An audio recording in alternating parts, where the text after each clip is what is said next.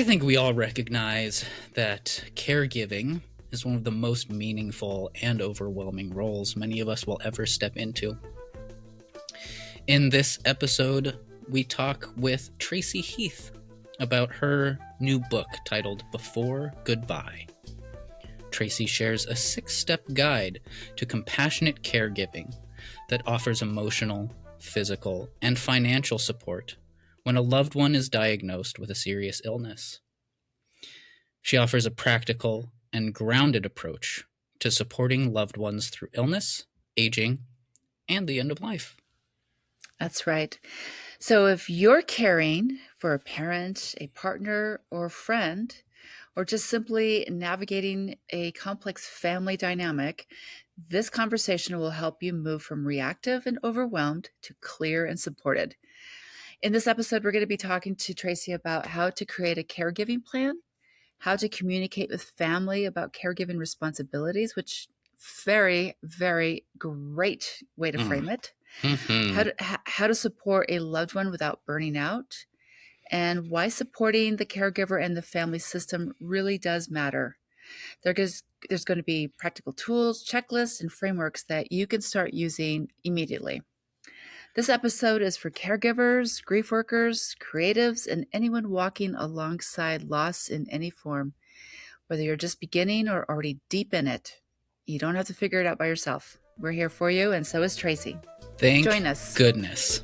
Yes. See you on the other side.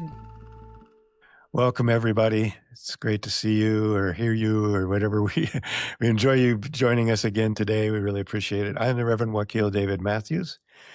On today's episode, we get to meet Tracy Heath. She has a wide variety of experience, which really leads to, I think, a really comprehensive way of looking at the work that she's done and that we're going to talk about today. She has 30 years of experience in the investment industry. She won multiple awards, and so it really shows the amount of skill and dedication that she brings to it. She's also a speaker and educator. And she noted that her wisdom transcends finance because she's also gotten a diploma in acupuncture and in orthomolecular nutrition, which is interesting. Want to know more what that is? Definitely. She's also certified as a positive psychology practitioner, mindfulness and meditation teacher, and a coach practitioner. So she really does have this broad knowledge to provide support across multiple areas. Yes, and I am the Reverend Mother Ana Luisa Armendariz, and thank you for showing up today in this ether space where we are going to be sharing a little bit about Tracy's own profound personal journey, which has been marked by many family losses, through which she has learned what resilience and empathy are and when to call upon those skills. Tracy's unique approach integrates emotional, physical, and financial health, empowering individuals, families, and professionals to navigate life's toughest challenges with grace and insight. She recently launched a book, Before Goodbye, Your Emotional, Physical, and Financial Guide When a Loved One is Diagnosed with a Serious Illness. This is to help other folks who are going to probably find themselves in similar situations. And it's with her wisdom and knowledge that she hopes others can gain clarity and have the courage to go through those moments. Thank you so much for being here. Thank you for having me. I appreciate the opportunity. This is great. So important. Appreciate it. Yeah. Yeah. So let's just dive right in. What inspired you to become the person you are today? So, as we know, we talk about as we're older, that we look back and go, oh, this is why all of these things happened. Right. And that's really what happened in my instance, because it wasn't until just a few years ago that I had this moment, and I actually have it. I think it's a calling. Like I just had this voice that said, you have to do this. And it said, you have to write a book. And I, at the time, had been doing triathlons, and I was an outdoor person. I was not one to want to sit at my desk. I've never been the kind of person that says you have to write a book. And I always had that calling. I did not. So I resisted this. But what happened was it was a culmination of my life experiences. And, you know, I had been running a business when I was in my 20s. And now I look back and go, wow, that's really young to be running. I actually had 2 businesses going. And during that time, both of my parents were ill with fighting cancer. And it was long distance. My mom lived about an hour in one direction, and my father was dying, and he was about 3 hours in another direction. Wow. And I'm at home, or not at a home business, but I had a business in my town, and I had a little one at home and a family, my husband, and so on.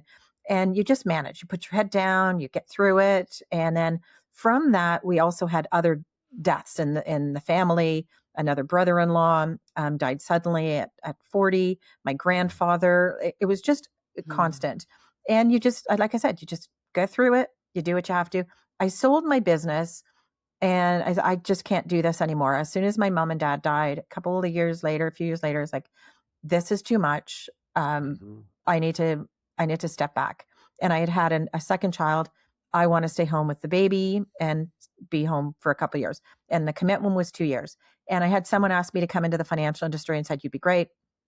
So it's like, great, I can do the studies and then go in. So fast forward, I'm in the financial industry, and now I'm experiencing other losses, but I'm helping a lot of my clients. I was a stockbroker. So I was helping clients not trade stocks. I was dealing with families, and my conversations were different than you would call on someone else's in a stockbroker situation. I was dealing with families. I would, someone would come in and say, okay, I have to save for whatever. I would have a conversation about what's going on in your life. Tell me your family situation. And it was quite different. And I had a focus on, you have to live today. Don't just save for your retirement. Live today, experience your life, experience your families. And because my perception was different. Like, I knew my parents didn't live to a retirement age. They were, my mom was 50, my dad was 57. Wow. So very young. I was, I was 28 when mom died, and dad died 8 months later. So it was like a lot when I was going through that. But it's like, okay, well, I can do this. And then having 4 deaths in 3 years and planning funerals and doing all of that and so on. And it gives you a different insight than most people at that young age. So as I was doing finances again in a young age in my 30s, again, my perception was from somebody who had experienced a lot more than the average. And so fast forward, I'm getting further and further away from clients and more dealing with financial advisors themselves. And my discussions were around the living today, not just for tomorrow. It's, the investments, but talking about the whole family. And alongside my life in the financial world, which was fabulous, like you make great money, but my passion was more meditation, mindfulness, and study. So I took, got my diploma in acupuncture, and I thought, eventually I'll leave the financial industry and do that. And I was really interested in health and nutrition for my own sake. Personal. It's like, I'm just, why did mom and dad, why were these illnesses? And my brother-in-law with, cancer and so on. So all of these things, I wanted a better handle on nutrition and how we can heal ourselves and so on. So the orthomolecular nutrition was next, and getting that. And I love the psychology of everything, of the financial industry, but of what we're going through. And I just felt compelled to study and learn all of these things. And so as I'm going through life, that's sort of running a parallel to the financial world. But I was like 2 separate worlds, really. But it wasn't until I had experienced the passing of some sibling in-laws who were diagnosed with ALS, Lou Gehrig's disease. And as we know, the typical timeline is 2 to 5 years. And it's a there's really hard one. It is. And there's no cure. There's no real treatments for it. It's long, you just know what's coming. No, we didn't know with the first brother-in-law. So experiencing that and all the different family dynamics, and the next one and so on. And then fast forward to 2020, when the 3rd sibling was diagnosed with ALS, and she and I had been very close, like sisters. We were often mistaken for sisters. And she was diagnosed. She only had 5 months. So she wasn't with us very long after her diagnosis. And then shortly after that, my brother was diagnosed with cancer. So those were the two. That's when I got the calling. Those two things happened pretty quickly, again, after a span of not, that critical issue of dealing with the family traumas. And that's when I was driving in my car one day, and I'm like, why is this happening? But it wasn't the wow, poor me, this is happening to me. It wasn't. It was, what am I supposed to do with this? Right. Because I have all of this experience, and other family members have been reaching out a lot, and especially in areas where you wouldn't think people would reach out to me specifically and say, I need your help. And it was at the moment that I'm driving and I go, I hear you have to write a book. And I'm like, I am not writing a book. I resist it. It's like, there's no way. This is not my thing.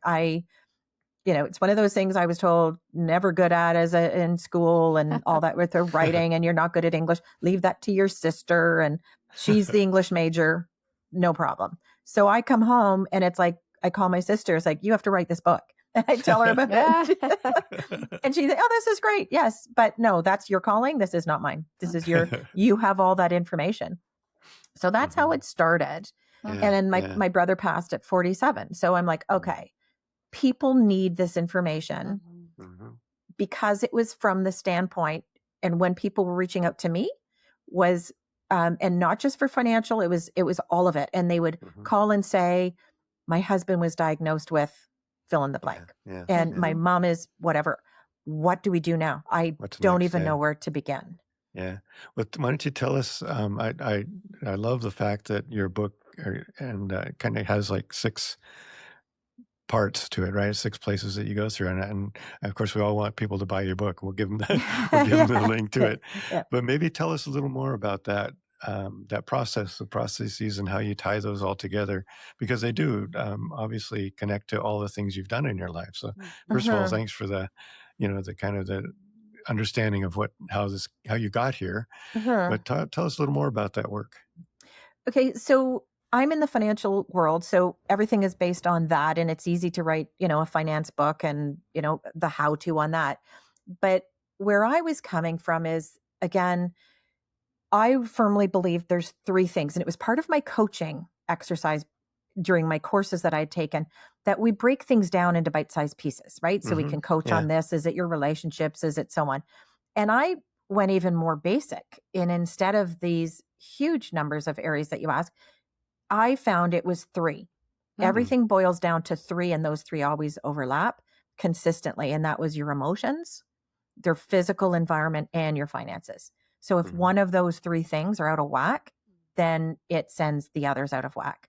So trying to get that balance. So to me, I was focused on well-being, and I saw it as a well-being, somebody that has good, positive health, has some balance in all 3 of those areas. And, they're not struggling day to day to feed themselves. They're physically in a good environment. They're not in a negative, scary environment for them physically, and their emotions, they're able to manage, regulate their emotions. And what I felt was that in this project that I felt that I was being called to give out, I needed to figure out a way to get the emotions, the physical, and the financial in there. And it was sort of through trial and error and little sticky notes, putting it on the wall and going, okay, here's the emotional stuff. And I realized, like, going through again with my positive psychology and my nutrition stuff, is the biology and emotion is the same. Like, it's very well linked. So what happens is when someone's given a diagnosis, it is a physical reaction, but we see it as an emotional reaction, and it's really both. But someone is like, okay, you have this, fill in the blank, or your mom has this, and so on. So we're going to feel this emotionally. And in the end, I just figured, okay, we just have to take it through chronologically through someone that's being diagnosed. And it's really, my focus is on the people around the person that's diagnosed, and which I call the loved one. The person that's diagnosed is your loved one. It's not a patient. They're not the diagnosed. They're your mom, your brother, your spouse, what have you. So I purposely call them loved one throughout this. And taking it through the perspective of the people that are around the loved one is where I wanted to really help, because whoever's the loved one, they're getting treatment. Everybody's focusing on them, but who's helping the helper? Who's caring for the caregiver? And there really aren't the resources out there. And the better we can support the caregivers and the rest of the family, the more support that they can give to the loved one that's been diagnosed. So I took it through, let's go chronologically. What do you need first? So when people would reach out, okay, this has happened. What do I do? We have to determine what you're going through first. Well, how are you dealing with this? How are you feeling? Yeah, that is so important. And people tend to kind of skim over those very elemental pieces. I am going to say that I went to a caregiver retreat a few weeks ago, and AARP handed us 3 workbooks, almost exactly like your book. Like, it is a thing about how do you take care of yourself as a caregiver? What are your financial pieces in this? And then the other one was support and whatnot. But there is a huge need for this information, and it's really lovely that you broke it down, you've chunked it for people to be able to access it without being overwhelmed with this incredible, like, daunting, massive task to take care of somebody. And I don't know the statistics about how many of us are going to be taking care of the boomer generation right now. And it's coming, and people need to be reading books like yours so that they can actually get a handle on it before it's an emergency. And that's right. Like, we're all going to be caregivers, like in some point or another. And a lot of us don't even realize we are caregivers, even when we're in it. And we don't typically say, oh yeah, I'm a caregiver. So when they do surveys, we know that number is higher, because we know the number of people are constantly saying, I'm not a caregiver. I just go over to mom's 3 times a week and cook her dinners and stuff. It's that actually came up too at the retreat. People, I think there were 2 women who were like, oh, I'm not really a caregiver. And I have, cousins or neighbors. Like, somebody was driving an hour, like, once a week to take care of her friend's father. Like, that's caregiving. Absolutely. But you don't see it as that, because it's just, I'm just helping, and I'm just there, and doing what I should do. Exactly. So and it sounds like the perception of who needs this is a challenge, but what are other challenges that you've encountered? Well, the idea that a diagnosis isn't necessarily a diagnosis where we know they're going to die, like it's imminent. So, and before goodbye is when you look at it as in the ALS, when I'm dealing with somebody with ALS or Parkinson's plus or other motor neuron diseases, which we know are going to be terminal for them. We know it's the goodbye is the final goodbye. But when we look at the goodbye, it's also for people that have parents with Alzheimer's and dementia. So the goodbye in that instance is they're still alive, but they don't recognize you anymore. So you have to make sure you're saying, I love you, and the goodbyes before the actual final goodbye. And it's during that time. So it isn't for something that's imminent. It can be used, like you said, anyone, get this information ahead of time. And it's really a guidance to give ourselves permission that we can give ourselves self-care when we are looking after our families. And, at some points it might just be that, your spouse has a surgery. So it's only going to be a matter of a couple of months. The same information can apply in your own self-care, making sure you're looking after it.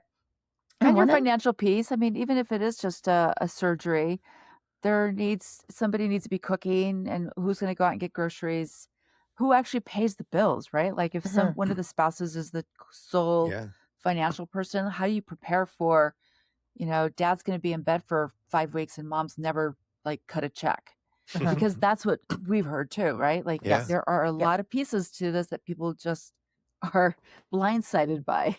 Yeah, exactly. Exactly, for sure. And I guess walking people through that step of it's the what now, what now, because the what now changes every day and every week, because what you needed a month ago is now changed. So you're constantly coming back, and the conversations will change. So as you have friends and family that come over, the conversation will change. So, one person may be concerned about the finances. and how are we going to support mom or dad or whoever's ill, and this is the kind of scenario, what are we going to do financially? So they can just dive in and go, okay, well, let's look at the financial aspect, and we're who is their advisor and so on. Because like you said, like even at that caregiving summit where you have AARP, they're giving you 3 books. Yeah. Well, when someone's being diagnosed, they're getting information on their disease, their oncology and physiotherapy and all these different things. So you've got multiple professionals that you have to deal with, and they're all going to give you books. Or pamphlets to read. And it's like, but again, you've got 20 things handed to you in the doctor's office, but where do I start? Like, what is the important thing? And that's why it's like, well, let's get your mind in the right space. Start there. So that you can, so you can look at things rationally, because your mind is, I talk about survival mode. Your brain shuts down. You're going to be asked a ton of questions. You're not thinking straight. And that's on a regular basis. That's constant. So it's like, okay, where do we go from here? And how can you get into that mind state? And that's why in my book, and I recommend this for anybody that's helping, like professionals helping your your loved ones, is lists. Like, give them a list of things, because then they don't have to think, they can just choose one. And that's for anything you're doing. I will say, we just interviewed a very wonderful person who came up. Remember, Wakil, the 4 different types of grievers? Of grievers, And I feel like you two should talk, because I appreciate that there's a book of how to do this, and it sounds like the onus gets given of devoting this time to caregiving winds up on the shoulders of one person. And if there's a family, there should be it's distributed. But she was saying that some people are the emotional caregivers. Some people are like the steady, let's get the stuff done. There's all these different kinds of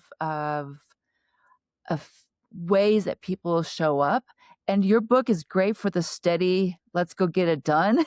Well, it sounds like she also covers the other emotional part too. Go ahead. I'm sorry. Yeah, no. But I think the working, to understand, it is overwhelming. It's okay. If you can divvy up the work, let's do this book together. Right. Yeah. So I do appreciate that. Yeah. Okay. And I address that in there as well, because when you're choosing, let's say we're choosing your powers of attorney. So you're, the person who's going to be making your decisions for you. Who do you want to be making your financial decisions, and who your physical and so on? And that's one of the things we discuss. Are they the ones that can make those decisions? Or are they going to be in a puddle because they're so emotional and they can't make the decisions themselves? It may be your favorite daughter or your favorite son. Don't choose them if they're not going to be able to actually do the job. So I outline what the actual work is involved with those, so you can make a decision.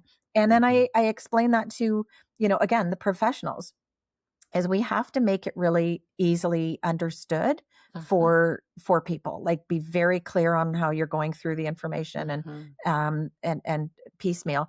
And what comes up though too, when you're choosing like your powers of attorney and so on, is the family dynamics. Right. Yeah, so there's a lot in there too, or, we need to have those discussions, preferably before tough decisions have to be made. Right. So we know, the one brother or something may not be part of the family, or an aunt or uncle, their personalities and so on. Let's prepare ahead of time, so we know what's going to happen and how we're going to behave and how we can, plan things out. So that's in there as well. I love this. Giving ideas, I love this. Right? Yeah. It's so needed. And Wakil and I talk about this all the time. We need more people to do this. Yeah. I mean, the name of our podcast is Let's Talk About This, basically, and get it talked about now. And more you talk about it, the less likely it is to be traumatic, or derail the family. Does need to pass. Yeah. I'm still in shock over this this statistic we heard last week, that 61% of siblings who end up losing their parents at some, at that point in their lives, will never spend time together because there was so much friction at the end of parents' lives that they never want to see each other again. So I'm like, let's take care of that statistic. That should be the reason we want to do this work too. Yeah. Absolutely. Sorry. I also really think it's important. We talked about it a bit there, the understanding the needs that the person's going to have, or that the people are going to have. Like, what are you good at, or what do you need to have? Like, I had a friend who, when he died, his wife had never driven a car, and and actually part of the class I do, I hand out an assessment checklist that anybody could use at any time, because it even happens between spouses. My friend called me one day and said, "My wife's out of town. I have no idea how to load the dishwasher." So Yeah. just kind of getting these conversations done ahead of time, and start to think about what are going to be the needs, who's going to be able to manage this, and who's not, is really important. Thank you. That's And it's the gaps, like you're talking about there. It's like, let's figure out what your needs are, and then figure out what the gaps are. Yeah. And then we got to find the solutions to that gap. So Yeah. when you're doing and caregiving, like I've been to the different caregiving conferences and so on, and there are so many different areas where people, find gaps, and it's like, oh, we don't have this need. So because they're so unique to every situation, again, having a list. So especially when someone comes up and says, like a neighbor, it could be a relative, and they'll come up and say, I'm here for you, whatever you need. That's but right. they throw it out there and leave it blank. Right. And it's totally like, so the onus is now on the caregiver again to decide. ask. Well, we're not going to ask. We don't ask. Like, we don't ask for help. And so again, if you have a list of what needs to be done, like the dog needs to be, walked every morning or whatever, give them a list. Like, it's like, you know what? Yeah. Here's a list. Pick something, anything. Right. It could be the kids need to be taken to their music lesson. There are so many little things, gardening, watering my plants, all of those things, put them on a list and let them choose, because then they can choose what works in their schedule. Right. And it might be the things that you don't expect. Right. And same with food, because people will often drop off food. It's like, I know you're busy, you're taking them to treatments and so on. Give them a list of foods. I would love, any of the food would help, because mom, blah, blah, blah. Yeah, bring me donuts. And, yeah, exactly. Or here's a gluten-free list granola. Yeah, exactly. We're sick. Yeah, because people will drop off pies. Right. Well, if they hate pie, or they hate apple pie, or all of whatever, we appreciate it. These are the kind of pies she likes, or whatever. Like, don't feel bad about that. It's like, you know what? Here's some stuff that somebody told me to write a list, so here you've got it. It is a godsend, because now they can fill in the gaps for you. Right. So I just want to point out that my birth midwife was so lovely that she actually put a sign out in front of my door.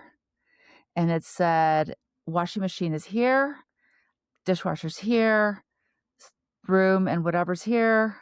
She likes filtered water. She's got her thing. It's like she left a list right at the door of, if you're going to come in to help support me, because I was on bed rest for 8 weeks after my son was born, and I wasn't allowed to get up.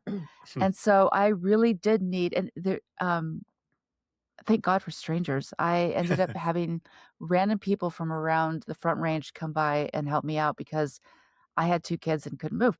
That's what we need. Like, as a death midwife, I should be doing that for families, because you set up a sign. You're like, hey, if you're going to come by here, check the plants as you walk through the house, check the laundry, right? Like, these are things that when we're in the acute caregiving role, we just cannot remember. And if we're asked, that won't even light up in our brain cells. Like, oh yeah, I should probably check the cat box. Right. So exactly. It is really great to do that. Yeah. So it's actually helping people that want to help. Like, it's just, it's making their lives easier. Absolutely. And I know the onus is on you to write lists, but just keep a notepad. And that's one of the things I talk about. Have notepads around so that people can write down. It's like, I gave your mom a drink of water, and, she had this to eat and that to eat, and so on, so that you can share communications. And communication is a big one in there. So again, having communication prompts, like, how do we bring up those difficult conversations with the family? So how do we get the ball rolling? How do we start the conversation? How do we, do that? Because we need to communicate with each other, like the siblings. And in the financial industry, it's so commonplace that we're dealing with estates and, brothers, like you said, 60% siblings don't talk anymore. Like after they've settled the estates, and they don't always fight over the money. Right. Like, that's what I keep stressing. It's, in divorce, it's called the blue plate syndrome, that they fight over that blue plate that was for whatever, the Right. Christmas cookies for it. It's not the, it's not the thousands of dollars always in the, that they're fighting over, the 1,000 here and whatever. It's oftentimes that little item.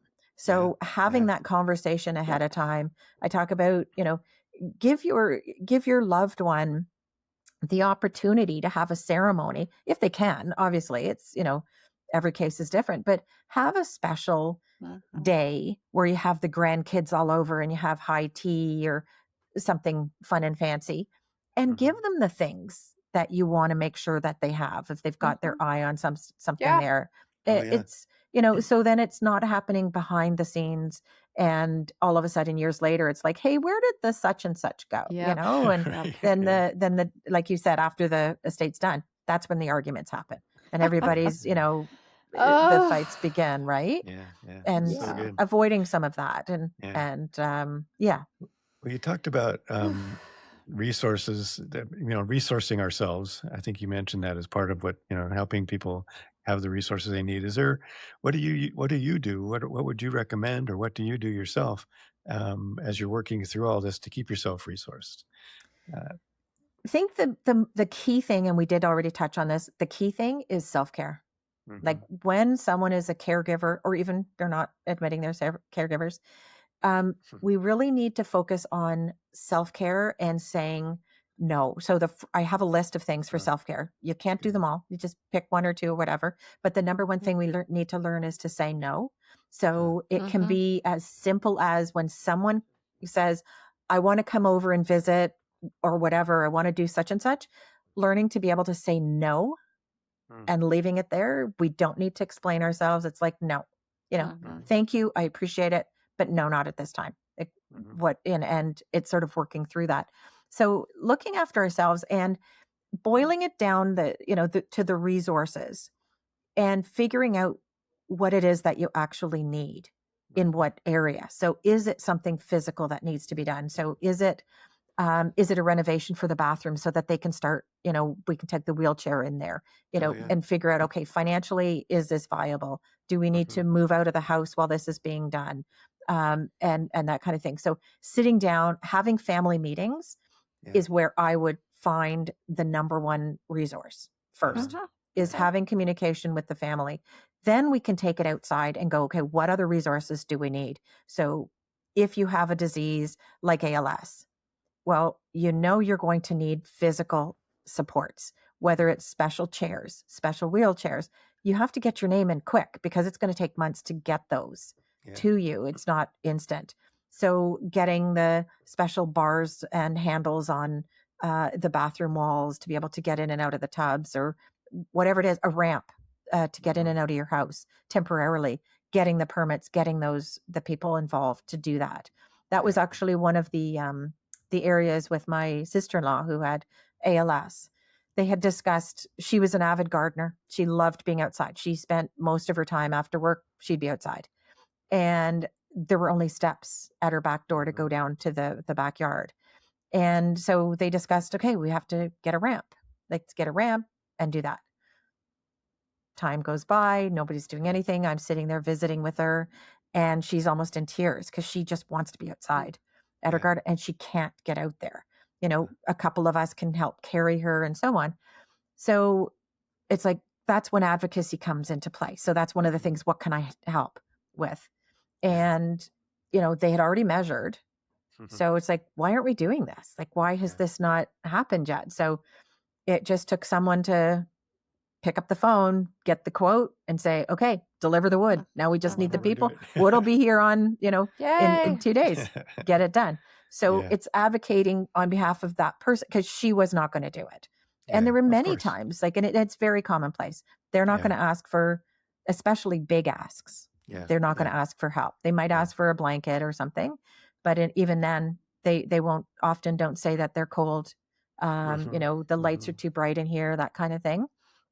So it's trying to be asking questions of them, how comfortable they are, and, that kind of thing. But I don't want to miss on embracing the time you have, because a lot of this stuff that we've talked about were challenges, but it's like, other than celebrating with, someone and handing out the little trinkets around the house or the whatever it is, furniture and so on, is embracing the moments we have with our loved one and reminiscing, having conversations about their life and getting it down on paper, getting it on video, getting it on recordings so that information isn't lost once they're gone. Where did you meet mom? And, where did you, what was your first date? What was your favorite? One of my biggest things that I love to have my, anybody ask is favorites, because that's an easy one. That's an easy door opener. Like, what's your favorite? What was your favorite holiday? What was your favorite, birthday party? Or what was your favorite trip? Your favorite meal? All of those kind of things opens up conversation when you're sitting there. Because, if somebody's ill and they're bedridden, especially, what do you talk about? That, and as an aging parent, especially if they've got dementia and Alzheimer's, get that information on tape, on recording. And if they're physical enough, like they can physically, they're still going outside and doing things, get them to cook their favorite recipe, get it on film. So now the grandkids who aren't even born yet, perhaps, they have a video of grandma making their, or that Nona making their special spaghetti sauce of that secret ingredient, right? So, getting that down and embracing spending time with them and thinking of the fun times, not just the what's going to happen. Appreciate that. That's really important. Yeah. Thank you. Well, Yes. I think we're close to being done. Yes. Yes. Yes. Did you, is there anything else that we haven't, I mean, I think you kind of did that just now. You just said that really you want to really emphasize that the making your time together. That's really, is there anything else that we left before we start? It's a lot of people don't do the making memories, like consciously making memories. So again, if they can go somewhere, get the family together to go to the beach, get an ambulance that actually just transport, like an ambulance transport, to take them to the location they want to go if they need to be wheelchair and you don't have the accessibility.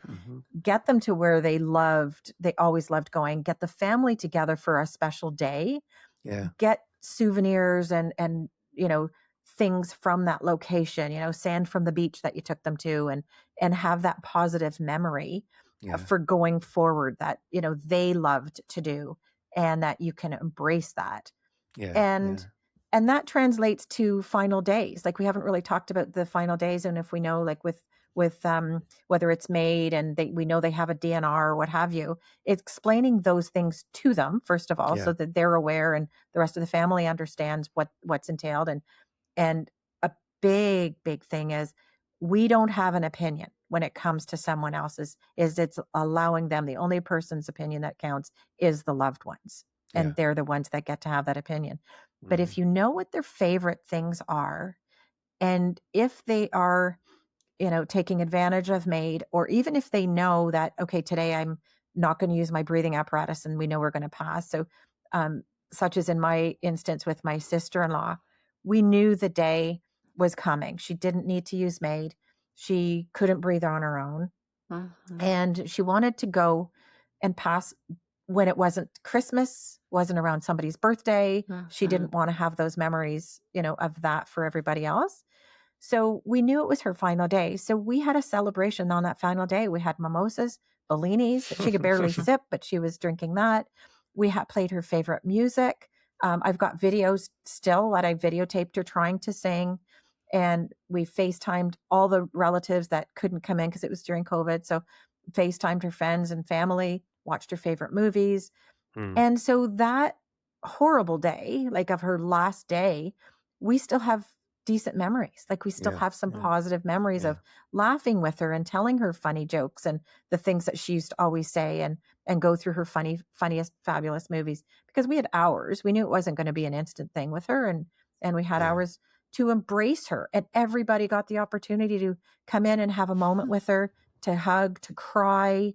We're all going to miss, the joy that we've had, and so on. So embracing that instead of avoiding it. And too many people avoid that scenario. And if you're spiritual, that's fabulous, because then we have an understanding of maybe something greater than us, and we can embrace that transition. Yeah, But a that lot can of be a people time to don't do that. but a lot Yeah, of people yeah. don't have that. So if we can make some other type of ritual at least, and embrace that day as being special, that we will always remember for the rest of our lives, and trying to make it a little bit more, I guess, bright, as opposed to the dark and dinginess of the transition, and having that love with everybody around, and music, like we had music and so on, and to make it You mentioned a special. couple times, you mentioned MAID, and I want to just make sure it's understood by those who may not know that is an acronym for Medical Assistance in Dying. Sounds like you might be in Canada. I am. Yes. Which has that available everywhere in Canada. In the States here, we have, I think, a dozen states now or so. Smattering of states. Yeah. So, that's, and part of that, part of why I want to make sure we, first of all, let people know what that is. But secondly, that often is a time for people who've been able to make that choice to decide they're going to have a celebration before.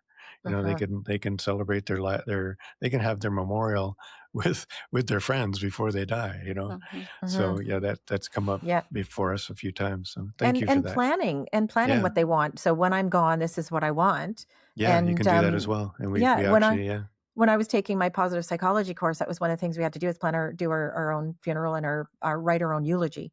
Oh, nice. That type of thing. It's like, okay, this is great, but it gets you tapping into that thought process, because someone's going to have to do it, at some point, or at least be told this is what I want or don't want afterwards. It's a great gift to give to our loved ones to do all this. So absolutely. Yeah, thank you. It's really, really beautiful what you're doing. Thank you. So I appreciate it. We have a quote. Yes. That we can end with. Do you want to read your quote, or do you want us to? Oh, go ahead. Yeah, if you'd like to. Yeah, sure. This is one quote that is from your own work. That is, says, "Give of yourself, don't give up on yourself, or don't give up yourself. Self-care is not selfish; it is essential." So important, so true, and exactly what we've been emphasizing here. Absolutely. And should I read the other one? Sure. All right. So this is by Charlotte Bronte. Crying does not indicate that you are weak. Since birth, it has always been a sign that you are alive. Yeah. Yeah. We find gender differences, and men typically, it's like they feel guilty if they cry, and they're, when they're with their loved one and they're sad that, you've been diagnosed with this, they don't feel that I can't control this, and none of us control what's going to be happening. And that's one of the emotions that you go through as soon as you're diagnosed, because your body is betraying you. I don't have control now. It's in the doctor's hands, or what have you. And quite often we don't allow ourselves to cry. That it's like, you're going to be missing this stuff. And it's like, no, embrace the tears. Like, it's a chemical, you need the chemical release. Like we need this. So embrace it, where it's part of our life, to be able to cry. That in this group right here, I'm more likely to be crying than Ana Luisa, who is. I am a very rare and random crier. Yeah. So anyway. But embrace that. Like, we're allowed to. Yeah. We love that. That's very important. Thank you. Well, thank you so much for joining us. And we look forward to keeping in touch and hearing more about what you're doing, and getting a chance to read your book. And that'll all be in the podcast notes. And thank you, everybody, for joining us. Please watch, spread the word, and share it, and like it, and do all that good stuff for us, and subscribe. And we'll see you next time. Yep. Take care. Adios. Adios. Bye. Thank you. Conversations about the end of life.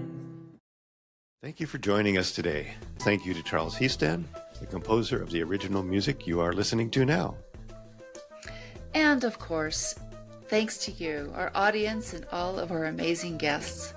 Please come back next week for another great episode. Share this with your friends, family, and community. We hope you will subscribe and follow us on YouTube, Facebook, Instagram, Blue Sky, and Substack. Each guest's additional information will be found in the podcast notes. And of course, if you have a good end-of-life story to share, please reach out. We are always eager to hear from you.